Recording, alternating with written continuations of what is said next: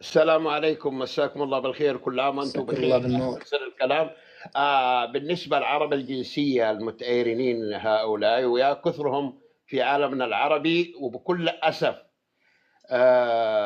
أنا أعتبر أنه إعلامنا مقصر في تلك الدول، مثل أهلنا في الجزائر وبعض أهلنا في فلسطين والعراق. أحسن الله عزاء الأمة العربية في العراق، لأنه أصبح محافظة إيرانية وأصبحوا ذيول يعني بيدافعوا عن المشروع الصفوي أكثر من دفاعهم عن بلادهم، ولاءهم تماما للفرس. والله مصيبة، انتهكوا كرامتهم وانتهكوا بلادهم وانتهكوا كذا. يا أخي إحنا ما نبغاكم تحبون الخليج فيه رجال بيحمونه، ولا طلبوا منكم مساعدة، وتنك إيران كله الحمد لله ما قتل عندنا قطو. إحنا نبغاكم تحترموا أنفسكم كعرب أقحاح.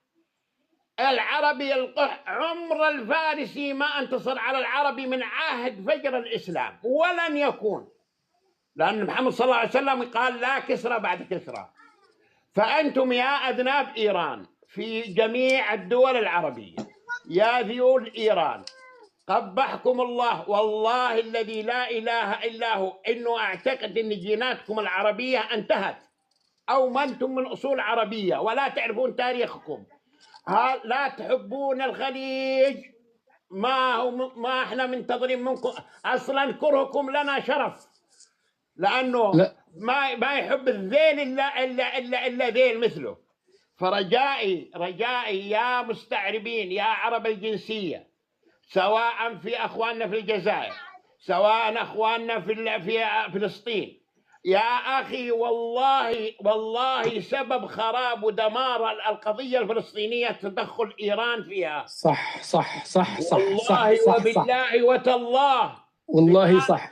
والله يا أخ أسعد، لكانت القضية الفلسطينية قاب قوسين أو أدنى، والملك عبد الله رحمة الله عليه جمع فتح وحماس في صحن الكعبة، وتعاهدوا في صحن الكعبة، وأخانوا العهد. بعد أسبوع استدعاهم النجس الفارسي واستمال الحمساويين ودمر لحمة الفلسطينيين.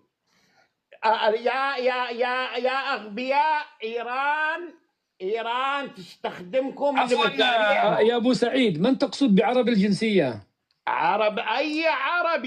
أي عربي يا أخ أسعد، أي عربي يوالي أعداء العرب سواء في الكيان أو في الفرس، هذا أعتبره والله ليس فيه من العروبة شيء. يا أخي أعبد الله كما تشاء، أعبد إن شاء الله تعبد فار، بس خلي دمك العربي يا أخي، خلي عندك غيرة على عروبتك، على كرامتك.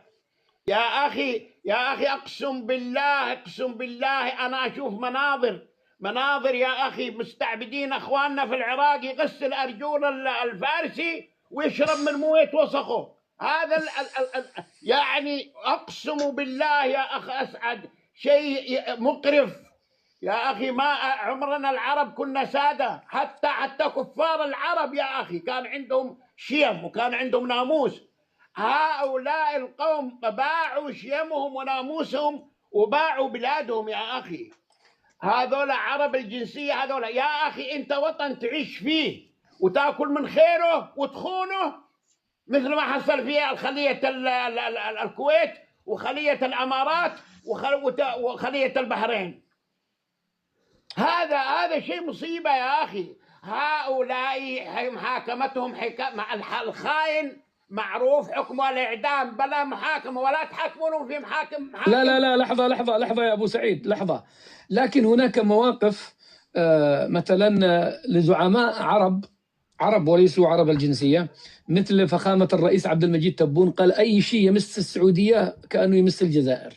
ماذا تريدون أكثر من هذا الموقف؟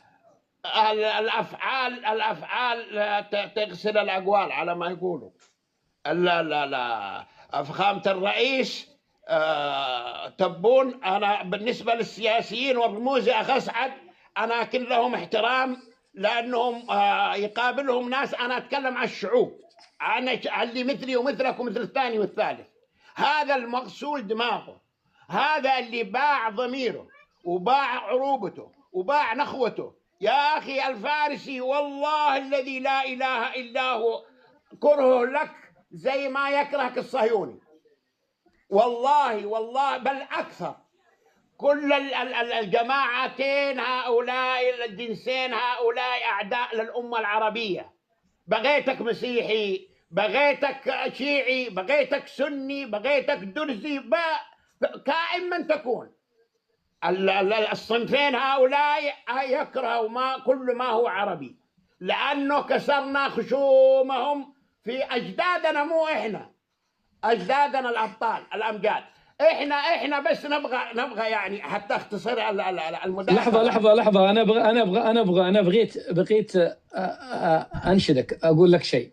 يعني أنت ترى هؤلاء الذين يميلون أو المتأيرنين، نحن نسميهم المتأيرنين في التيك توك، تراهم يعني أنت تشكك في عروبتهم.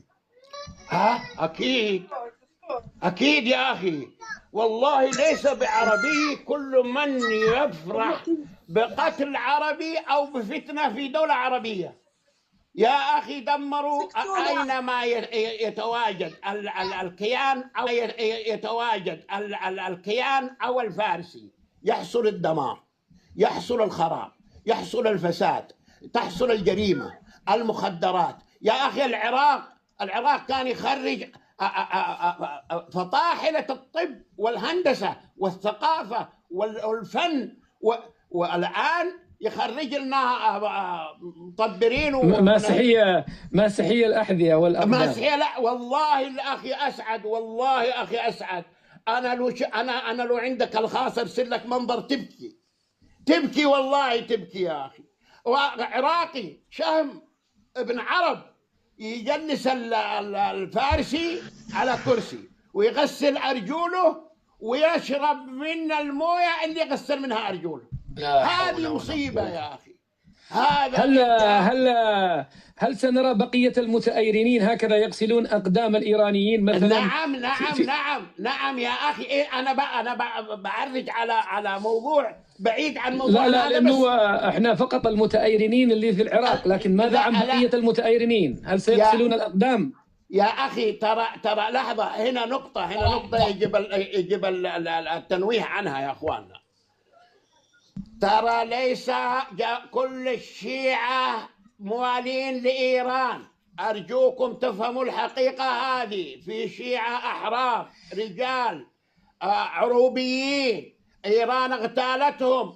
أكبر واحد فيهم وأكبر دليل عليهم الصحفي هشام الهاشمي الوطني البطل، اللي اغتالوه ومسكوا المجرم حقه وهربوه إلى إيران. يا أخي الفرس لحظة يا أخي سعد. الفرس لا أمان لهم، والكيان لا أمان لهم والله. وكره أذناب إيران وعرب الجنسية والذيول للخليج وللعرب والله أكبر شرف. السلام عليكم ورحمة الله وبركاته. شكرا لك أخي.